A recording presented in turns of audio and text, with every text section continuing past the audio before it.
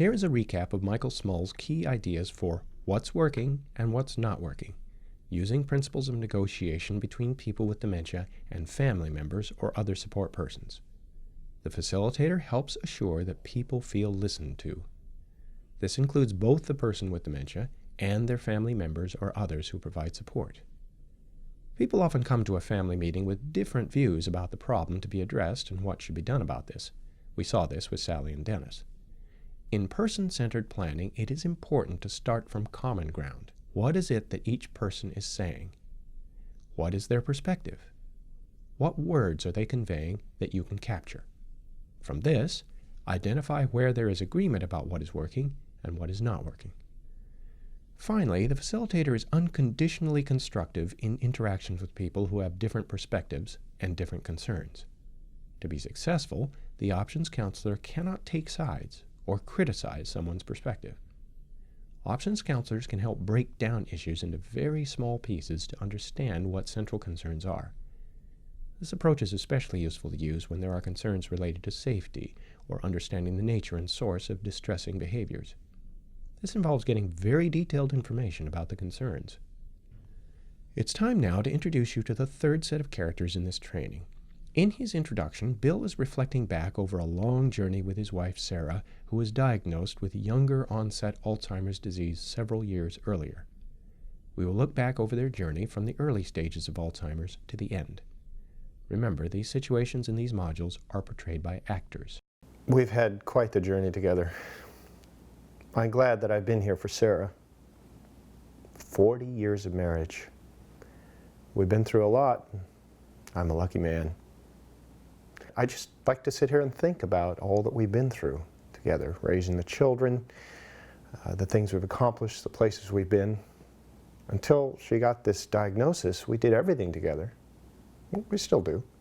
We've had a lot of hard times, a lot, but we always managed to get through them together. This isn't ending the way I'd hoped it would. When Sarah first got her diagnosis of Alzheimer's, we were both terrified because we knew what this was like because her mother had been diagnosed and she lived with us for 2 years, and those were the hardest years of our marriage. Sarah shouldered most of the burden of care. I was really busy with my work. I couldn't really help out much. The kids did what they could, but eventually we had to put her in a home. Sarah cried for several weeks after that. She felt really guilty. And I will never forget what that place was like. The smell of the smells, the voices, people moaning and screaming.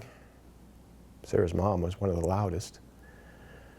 Eventually they put her on various medications and she pretty much slept out the remaining months of her life. When Sarah was diagnosed, I swore I would never put her in that kind of place. But things are different now. It's kind of a long story, but I guess we have plenty of time. Let me tell you about it.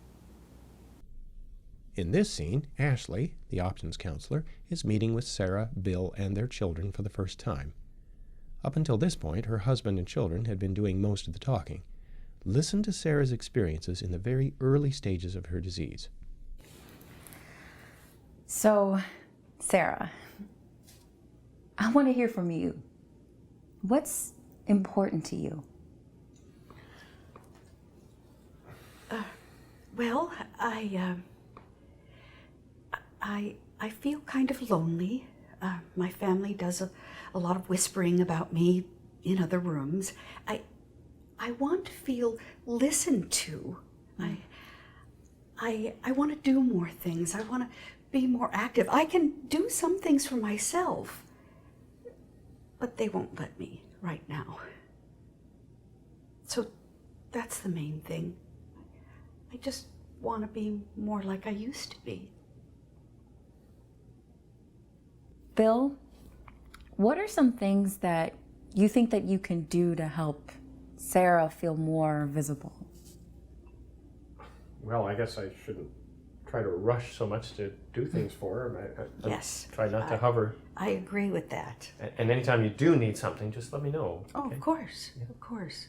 Like when I'm trying to make some tea, I'm not going to burn the house down. So I can do that myself.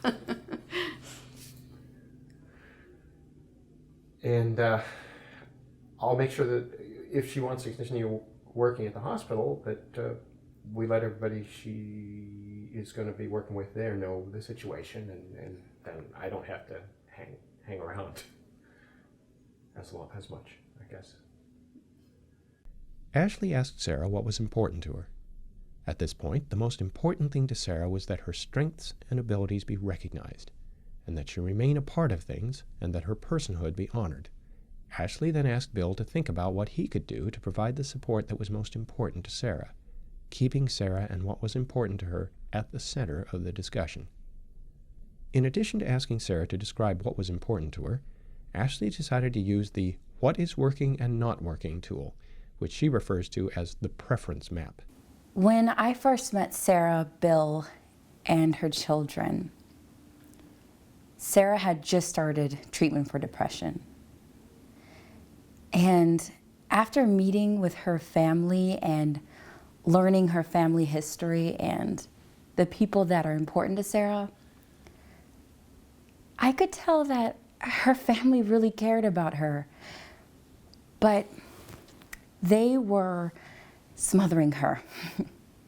Every time I directed questions at Sarah, the family would frequently interrupt and answer the questions for her. I noticed when Sarah wanted to do something, the family would jump up and do it for her, even though she wanted to, and she was capable to do it.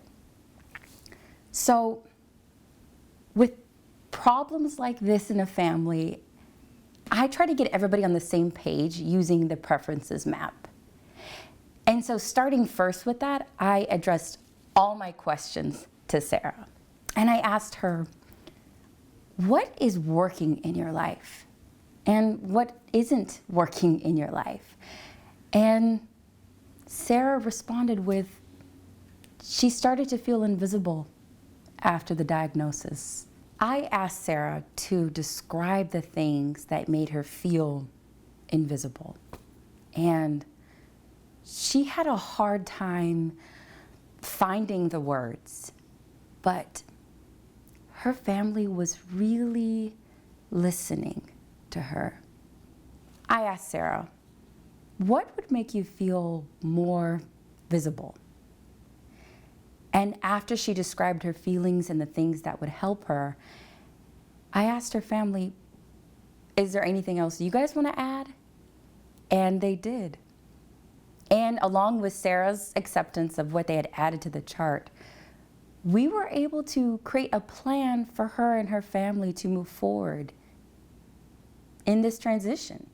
By using what's working and not working, the family could focus on what was most important to Sarah and recognize that she was still capable and had a lot to offer.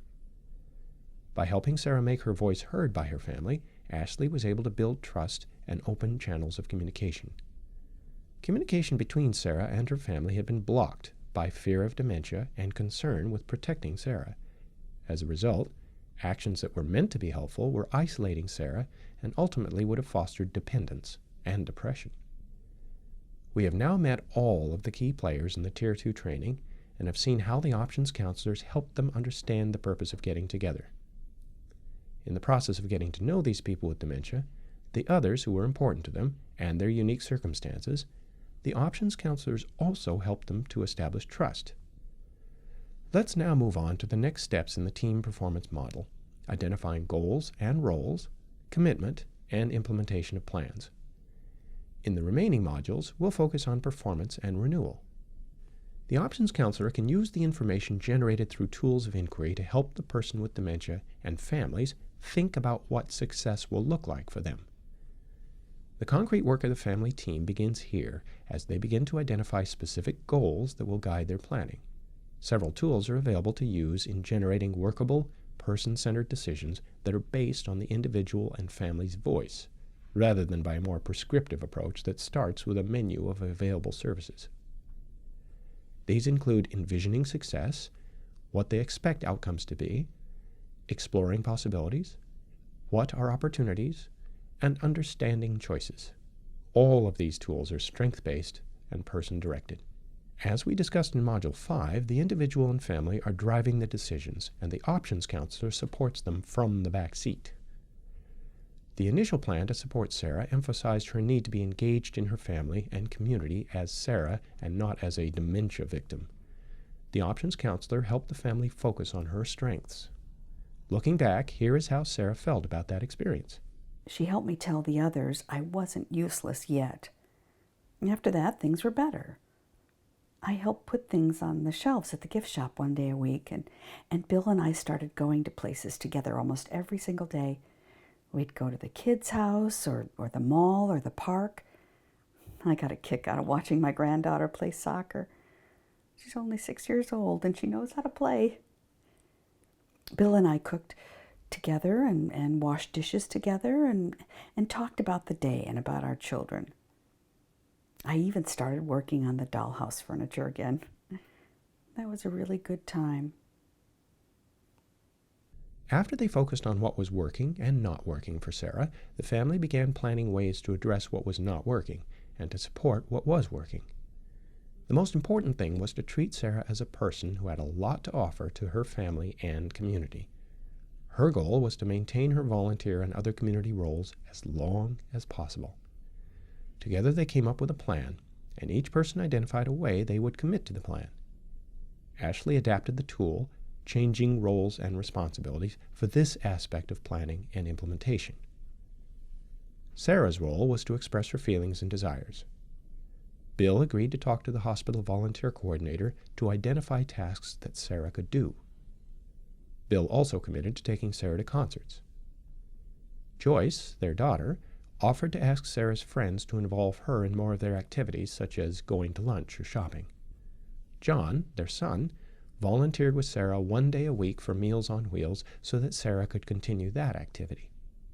Ashley, the options counselor, identified resources that could support each of the family members as they assumed these and other roles and responsibilities. Because Sarah was aware of and concerned about the future, it was a great opportunity for her to direct her own long-range planning. The options counselor was especially helpful here, connecting Sarah to the ADRC Alzheimer's and Dementia page and the Alzheimer's Association website, I Have Alzheimer's Disease. Sarah had great interest in joining the support group for people with dementia, and Bill offered to take her.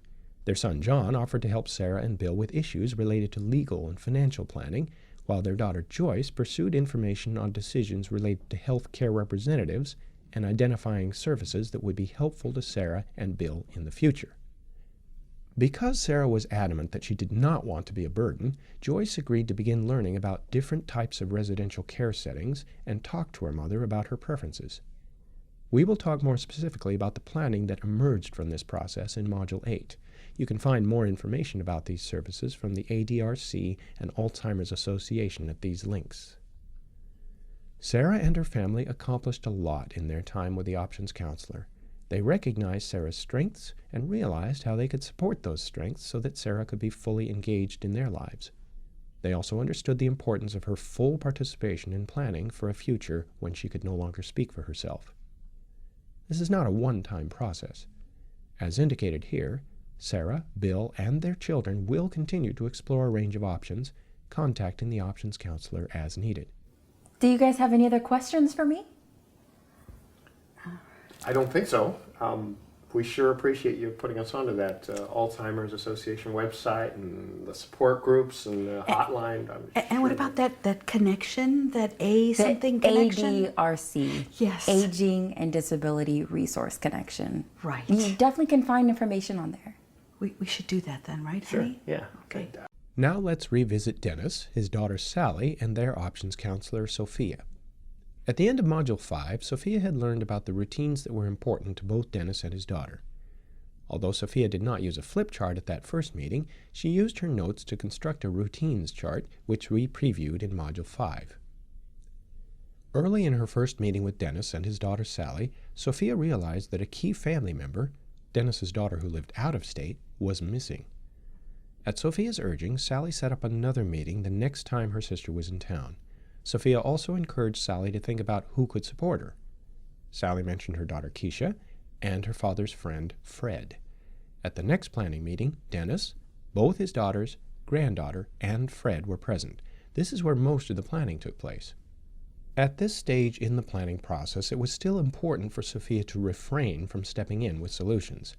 By looking at Dennis's strengths, such as what was working, the positive aspects of family relationships, and finances, the family team could begin to identify opportunities to address what was not working and identify possible options that would work for them. Sofia shared Dennis's daily routines chart that had come out of the first meeting. Dennis's other daughter and friend each added important information about Dennis's routines, and Sofia kept checking in with Dennis to see if he agreed. This was important modeling for the family, and by the end of the meeting they were talking with Dennis rather than about him. Sofia then led the group through the Shaping Outcomes tools. Although the family initially identified multiple goals, Sofia helped them to narrow their focus on two specific outcomes that were central to Dennis's and Sally's well-being and were acceptable goals for the rest of the family and Fred. The first goal was that Dennis maintain routines that were important to him in his home for as long as possible. The second was that Sally have a balance between supporting her father, herself, and her other family and work responsibilities. Once they settled on these goals, Sofia helped them identify why specific routines were important to Dennis and what the challenges were for Sally. With this further specificity, the plan began to emerge. Note that reading the paper is part of Dennis's routine and that he really needs this to have a good start to the day. Eating hot lunch is important to him, and they realize that Sally and Dennis have their best time over lunch and that Sally wasn't getting this. Talking with Lola and watching the evening news are also important evening routines. Dennis increasingly needs assistance with housekeeping, laundry, grocery shopping, and meal preparation, and these chores were taking time away from Sally's personal time with Dennis. As they talked, it became apparent that the two sisters were both feeling burdened and resentful. Again, Sally really enjoyed relaxing and socializing with her father, but she had lost this aspect of their relationship due to the many tasks that she had taken on. She resented the time Lola had on the phone with Dennis, just being able to talk about enjoyable things. On the other hand, Lola wanted to be more involved and felt in the dark. She knew Dennis had memory problems, but she had felt excluded from Dennis's care and the decision-making Sally was doing. Part of balancing Sally's life became giving up some of the caregiving to Lola, identifying what Lola could do from long distance, as well as how she and Sally could coordinate support when Lola was in town. In this way, the group identified the priorities needed for supporting Dennis and both of his daughters. Dennis's family identified goals they could agree to and generated several ideas for achieving them, all the beginnings of a plan. The next step was to figure out what was doable, who would do what, when, and how. Although several elements of the plan were informed by the options counselor, it is important to emphasize that most of the plan emerged from Dennis and his family. As the family identified a need they could not address, or when they had a solution that could be augmented by formal services, then Sofia was able to suggest specific community resources that would meet that need. As Sofia had told them at their first meeting, she was an expert on community services. Some of the resources Sofia suggested are included in the resource directory for this module. Through this planning, they also clarified roles and risks, clarified expectations, needs, and schedules, and they negotiated agreements for services and payment for services. Let's hear how Sofia, Sally, and Dennis described the outcome of the second meeting, beginning with Sofia. We came up with a straightforward plan with Dennis's family, and it is something that is going to take care of the specific goals that they have and of all their needs. To begin with, we are going to do something that will really help individualize a plan. For example, we get more people that are involved in supporting Dennis. They have chosen to have a home care worker, and they have chosen this person to be somebody who will be involved in the things that Dennis mostly enjoys, playing cards, talking about sports, taking some walks and joking, having a good sense of humor. When this home care worker comes home We will have a photograph of her on the refrigerator so that Dennis has more ease recognizing who this person might be. We have decided to get Dennis's social network involved more, and Sally's daughter has agreed to come once a week to have lunch, and she talks to Fred, and they even were able to find out that at the community center there's transportation available. So now we will zap that problem as well, and Dennis will have transportation to the community center. Here is Sally's view of the aftermath of that meeting. This has turned out differently than I expected. I was really overwhelmed with Dad's care, and I knew it was just going to get worse. This isn't what I expected to be doing at this time in my life. My grandchildren are such a joy. They're just beginning to get in activities, and I've had to miss a lot of time with them caring for my dad. I was so focused on getting through the day and the weeks that I couldn't see another way of doing things except getting Dad into a home. That made me feel really guilty. I admit I was also irritated with Lola because she just didn't understand. Dad thinks she walks on water. Lola told me that Dad talks with her about me that way. I didn't realize that. She also reminded me that I hadn't kept in touch with her about Dad. God, we've both been so involved with our families and work that we just got out of the habit of talking to each other. Having the OC there to help us work through this has really been helpful. We seem to be talking about Dad and what's going on a little better, you know. I appreciate the information the OC provided. God, I had no idea there were so many things that might help. I don't think some of it's going to work for us, but some of it's really going to make a difference. For instance, someone can come and do some of the housework and the laundry, and you know, Dad's okay, but sometimes he forgets, and you know, he's never really wanted anybody but family in the house. But she really helped us think that through. It's also nice to have her there to help us figure out, you know, who's going to do what. And you know, I didn't realize that just having the ideas was just a starting point, but then Lola and I figured out that what we needed to do, we needed to support Dad and each other. I mean, a lot of that meant getting other people involved and getting them to do their part. I mean, it doesn't always work, but it works most of the time. God, I have more backup support now, and I know what to do now if something falls through. I think this is going to work. And finally, here is how Dennis experienced it.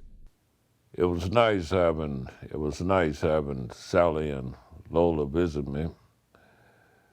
That other person was pretty nice too. Asking me what I thought, what I wanted. I didn't always know what they were talking about. I knew it was about me, but that didn't make me mad. Used to be I could make anything work. I get upset when I can't do that anymore. I like my house and my neighborhood. It is comfortable, and I don't forget as much as when I'm here. This is where I live with Rosa.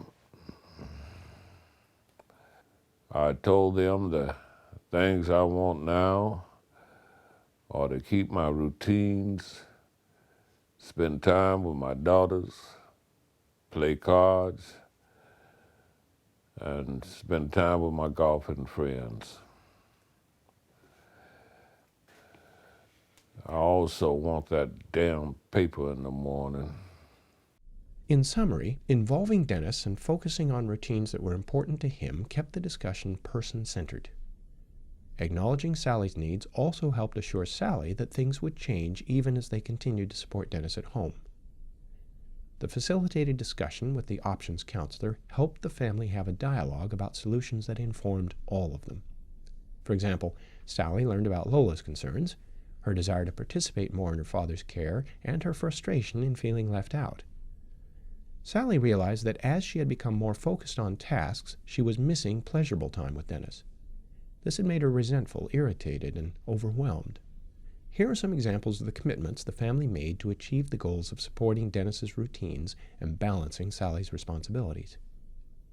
Getting home-delivered meals was discussed, but then rejected because Dennis wasn't enthusiastic about them, and Sally realized that she really enjoyed having lunch with her father if she could focus on socializing. Making lunches for Dennis was also part of her routine because she typically made the family meals for the week on the weekend, and it was easy for her to include a portion for Dennis. Dennis thought he would like to try another microwave on the days that Sally or Keisha were not there, or the home care worker could help him work it. Sally and Dennis decided that they would try this option, and if it didn't work, they would consider delivered meals in the future. We will highlight long-range planning more in Modules 7 and 8. Now, what about Martha? As described in Module 5, we learned a lot about Martha, the important events in her life, how she coped with difficult times in the past, and some of her values and preferences. We learned about relationships that had been important to her in the past. Although some old friends were willing and able to visit Martha and provide opportunities for social engagement, none of them were able to provide ongoing support. Indeed, most felt discouraged and upset after visiting with Martha and seeing how she had changed and did not really remember them. But here are some other things that Michael was able to put in place to support Martha. All of this emerged from her timeline. He had documented the importance of calling her Martha, not Mary. She hadn't been Mary Martha in years and did not respond to Mary or would get irritated at people getting her name wrong. He consulted with Adult Protective Services who made a home visit. They determined that she was not a threat to herself or others, at least once she would quit driving. He contacted the Department of Motor Vehicles about that. He supplied Martha's physician with information to get an accurate diagnosis and assure that treatment would be appropriate and follow best practices. The algorithm is currently in development by the State Plan for Alzheimer's Disease in Oregon and will be made available on the ADRC website. He obtained short-term support from former colleagues. Her neighbor enlisted some of the other neighbors to do some basic yard work and keep an eye out for her. He added Martha to a wait list for senior home companions. He helped Martha hire a home care worker, arranged Meals on Wheels, set up reminder phone calls for her medication, and posted medical, ADRC, Adult Protective Services, home care worker, and her neighbors and his own contact information in many places throughout the house. In Module 8, we will talk about issues of guardianship as well as transitions that are likely to occur for people like Martha. If you have not used visual tools to facilitate groups, the idea of using them with a family can be intimidating, especially if there are challenging circumstances. According to experts, most people who try these tools find them helpful because they improve communication, increase common understanding about the issues, reduce conflict, and use time more efficiently. As with most things, becoming comfortable with these tools takes time. You might want to use the what's working, what's not working in a staff meeting, using an issue you need to tackle as a group. Can you help people feel listened to? Find common ground? Be unconditionally constructive? You might consider using the timeline with a colleague. You can get to know each other better. Consider significant life events, milestones, relationships and social networks, accomplishments, contributions, and important traditions. You can also consider asking about things like where they have lived, schools they have attended, jobs held, and other important people in their lives. In this module, we reviewed tools of inquiry related to identifying routines as illustrated through Dennis's story, learning about Martha through her description of important events in her life, and supporting Sarah in identifying and communicating what was working and not working from her point of view. We then described how that information sets the stage for planning and action. Through Dennis's family, we saw how information about Dennis's routines assisted in setting goals and committing his family team to actions to achieve those goals. With Sarah's family, we saw commitments to support what was important to Sarah through acceptance of new roles and responsibilities. Martha's plan was based on her history and the things that were important to her, balanced with what was important for her. In Module 7, we will continue to follow the lives of Dennis, Sarah, and Martha as they continue to live with dementia. We will move from a focus on person-centered planning to examining the multiple transitions experienced by people with dementia and their families. These transitions need to be considered in the planning process. Transitions include the psychological shift to being a person with dementia or a family member of a person with dementia. We will also examine the multiple transitions many people take from one care setting to another. We will discuss major risks associated with those transitions, including depression and delirium, and how they are similar to but very distinct from dementia. We will talk about the risks associated with care transitions, and we will also include a focus on family support. Thank you so much for your participation. Here are some of those who made these modules possible. This training was developed by Portland State University on behalf of Oregon Department of Human Services, Aging, and People with Disabilities. Funding for this project was provided by an Administration for Community Living grant, and funding provided also by the Oregon Legislature for Mental Health Training. This concludes Module 6. Please copy this link and complete the short feedback form. We want to know your opinions about the module and how to improve programs in the future. Thank you again for your attention and your support for people with dementia and their families.